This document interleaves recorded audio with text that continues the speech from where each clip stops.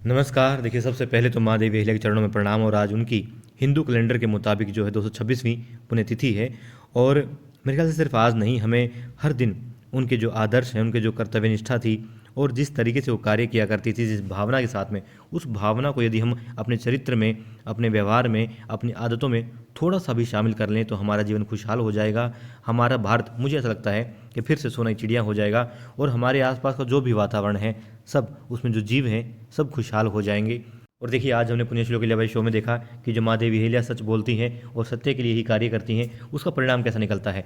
जब आपको लगता है कि बहुत सारे दरवाजे बंद हो गए, तब भी दरवाज़ा खुल जाता है और लोग आपकी मदद के लिए आगे बढ़ते हैं। क्यों? क्योंकि आप सच्चे इंसान हैं, आप अच्छे इंसान हैं, आप अच्छे कार्य करते हैं। आप आज हमने देखा कि देवी अहिल्या मंजुला के घर जाती है और मंजुला फूट फूट के रोने लगती है और दोनों गले मिलती हैं, उसको सांत्वना देती हैं और कहती हैं कि जो निर्लज पाटिल है उसको सज़ा मिलेगी और ज़रूर मिलके रहेगी, तुम देखना, मैं उसका ऐसा हाल करूंगी। वहाँ से फिर देवी अहिल्या निकलती हैं और जब तलाश रही होती हैं पाटिल को, पाटिल कहीं मिल नहीं रहा होता, तब देवी अहिल्या पहुंचती है पाटिल के घर में और उसकी पत्नी से बात करती है। उसकी पत्नी को समझाती है कि हाँ, किस तरीके से तुम अन्याय का साथ ना दे करके न्याय का साथ दो, गलत का साथ ना दे करके सत्य का साथ दो, सही का साथ दो। और उसे एहसास करवाती कि हाँ, वाकई में जो माथे पर वो कुमकुम लगाती है वो किसका प्रतीक है?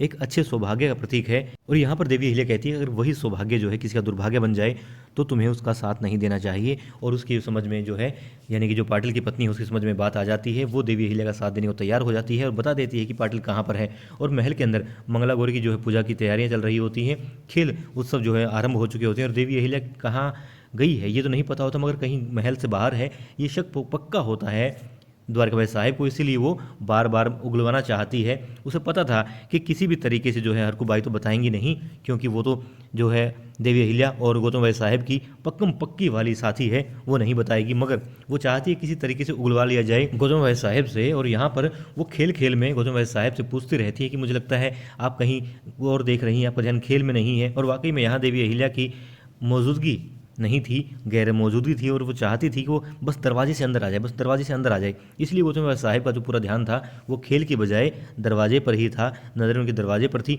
और गौतम भाई साहिब की नज़रें तो दरवाजे पर थी और द्वारका भाई साहिब की नज़रें गौतम भाई साहिब पर थी। इसीलिए खेल में वो हार भी जाती हैं और द्वारका भाई साहिब कहती हैं कि आप तो हार गई। तब वो कहती हैं कि देखो, मैंने तो पहले ही कहा था द्वारका तुम्हें कि इन खेलों में तुम ही निपुण हो, मुझे खेल नहीं आते। तो वो कहती है, बेशक आपको गौतम भाई साहिब, अक्का साहिब, आपको बेशक ये खेलना आते हो, मंगला गौरी ये खेलना आते हो, मगर आप भी खेल के तो तगड़ी खिलाड़ी हैं, खेल तो आप भी बहुत खेल रही होती हैं। परिवार में वो बहुत सारी औरतें होती हैं और बाहर की औरतें भी यहाँ पर आई हुई होती हैं। तो मौके की नज़ाकत को समझते हुए बीच में हरकुबाई आ जाती हैं और वो कुछ और कहती हैं, खेल की बातें करती हैं कि आजा वो खेलते हैं, वो खेलते हैं, इस तरीके की वो बातें करती हैं।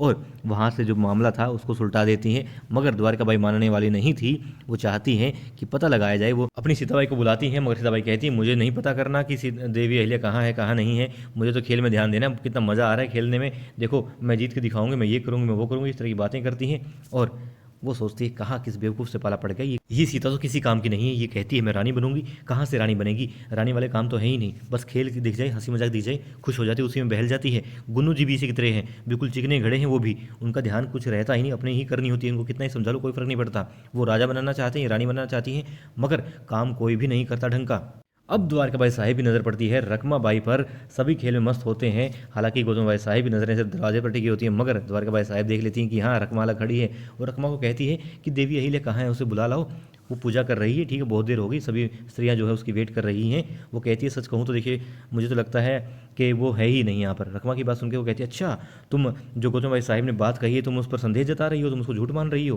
वो तरीके से कहती है कि हाँ, देखो, गौतम भाई साहिब ने झूठ बोला है, मगर वो उनसे, उसके मुख से, मतलब रकमा के मुख से कहलाना चाहती है कि हाँ, मैं ऐसा ही कह रही हूँ। खैर, उसको भेज देती है। वो कहती है कोई फ़ायदा नहीं जाने का। वो कहती है कोई बात नहीं, तुम जाओ और उससे बुला लाओ, कहना कि मैंने बुलाया है। वो चली जाती है वहाँ से।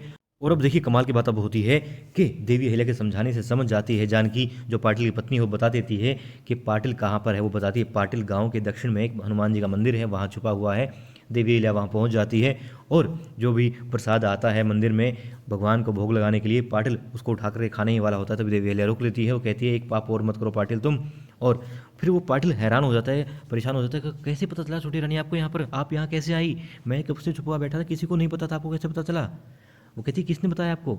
तब उसकी आंखें चौंधिया जाती हैं पाटिल की, जब देखती है कि जानकी जानकी वहाँ खड़ी हो कहती है तुम्हारी पत्नी जानकी, इसी ने हमें बताया। अब पाटिल की पत्नी है जानकी और उसी ने खुद पाटिल का पता बतलाया है, तो पाटिल आधा तो वैसे ही हार जाता है, मगर क्योंकि दुष्ट आत्मा है, बहुत ही ज़्यादा बुरा इंसान है, तो वहाँ भी वो अपने क्रोध पर नियंत्रण नहीं रख पाता। अपने जो अंदर का रावण था, राक्षस था, उसको जगा देता है और कह देवी अहिल्या के सामने खुद उसी वक्त जो है अपनी पत्नी पर हाथ उठाने की कोशिश करता है, मगर देवी अहिल्या रोक लेती है और उनके हाथ में चाबुक होता है। वो चाबुक घुमा के मारती है उसकी गर्दन पर।